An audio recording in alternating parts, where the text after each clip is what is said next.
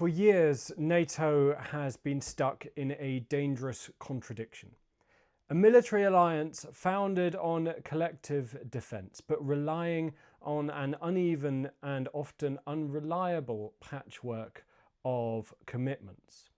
And this week, that began to change. At the NATO summit in The Hague, members agreed to a bold and long overdue shift, raising defence spending to 5% of GDP by 2035, not just on tanks, planes, guns, the heavy metal stuff, that is 3.5% of the 5, but on resilience, 1.5%. That includes cybersecurity, critical infrastructure and energy protection, as well as aid for Ukraine.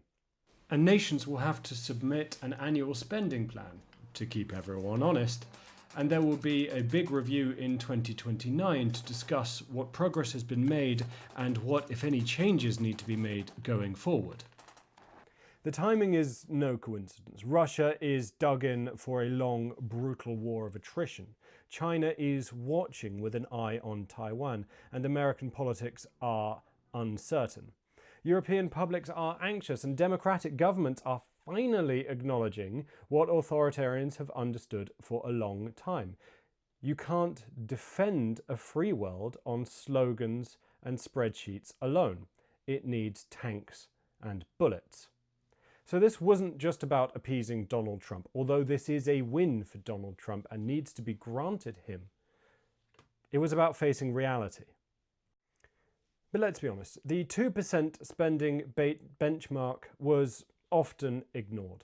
Even after Russia's invasion of Georgia in 2008, a country which had ambitions to join NATO and the EU, with a people who are European and democratic and have now been taken over by shills for Russia. It has to be noted, though, that the United States is the only NATO ally to activate Article 5, and every other member took up the call and went with them to Afghanistan, where every NATO member lost soldiers. Credit belongs to the geopolitical moment more than anything else. European leaders are not fools, fully. They have seen what underinvestment in the military will lead to. Russian missiles hitting civilian buildings, killing people. Supply chains stretched to breaking point, and parliaments debating how many shells they can afford to send to Kyiv in its hour of need. And what's different now is that this isn't being done to win Trump's approval. It's a strategic shift owned by European governments, especially the Nordics, the Baltics, especially Eastern Europe, who understand that deterrence is cheaper than war and also understand the Russian world. They understand that freedom without defense, without a shield and a sword, is a fantasy. Mark Rutte put it well in his opening speech. But we need to do more, we need to do it better and together, and we need to do it now.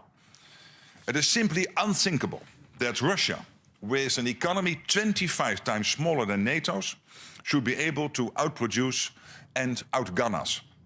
We must spend more to prevent war. We must win this new war of production.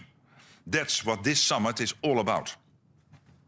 Allies have agreed an unprecedented uplift in our capability targets. So we now know exactly what forces, resources and capabilities each ally needs to provide. This will require a quantum leap in our collective defense. But I know that when there is a will, our world-class industries and entrepreneurs will find a way.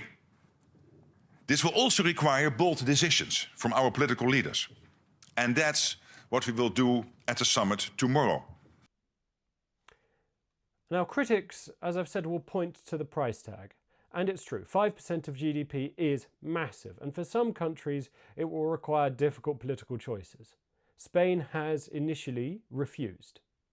But let's be clear, the cost of failing to invest in defence at this moment in the world is much higher.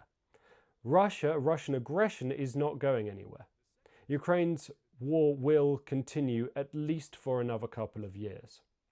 Meanwhile, China is watching how the West responds to the Russian invasion of Ukraine and is waiting for a signal to see what it can do with Taiwan. Iran, battered now, is still bold and is still engaging in activity to undermine every Western interest. The autocracies are learning from one another and are sharing tools of repression and aggression, and we cannot defend democracy with underfunded arsenals and empty promises. More importantly, this isn't just about war. The new spending includes infrastructure hardening, digital defences, energy resilience and aid to Ukraine, investments that protect societies from sabotage, blackmail and disinformation. They are not traditional military expenses, but they are investments in our key national infrastructure. They're shields for the democratic systems that are under pressure. The biggest change from this summit, if the 5% spending pledge is successful, and of course the review takes place in 2029, we'll have to see then, it's industrial.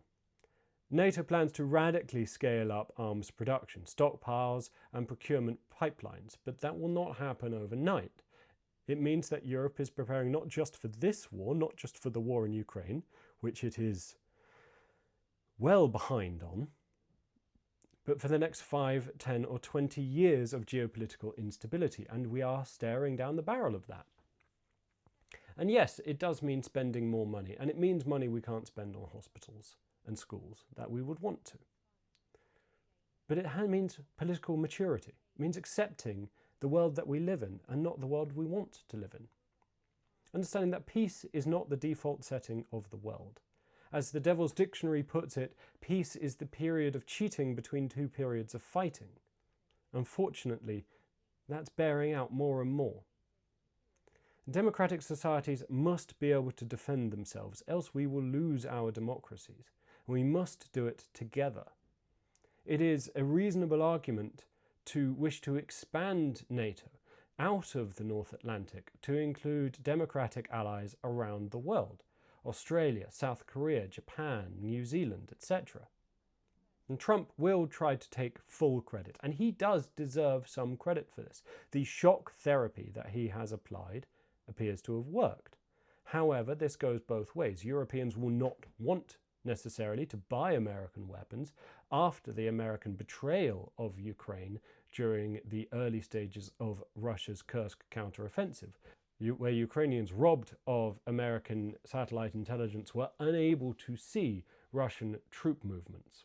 Europeans will likely be spending on themselves, on European defence industries, on BAE, on Kinetic, on Thales and on Rheinmetall. If you are European looking for stock investments, I would first go to Ukrainian defence primes and then I'd go to European ones. And to sum up, this 5% pledge is an acknowledgement that liberal democracies are in a fight.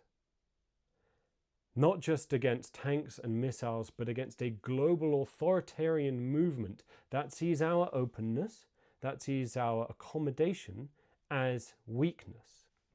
They're wrong, but only if we make them wrong. And only if we remember that democracy is non-negotiable.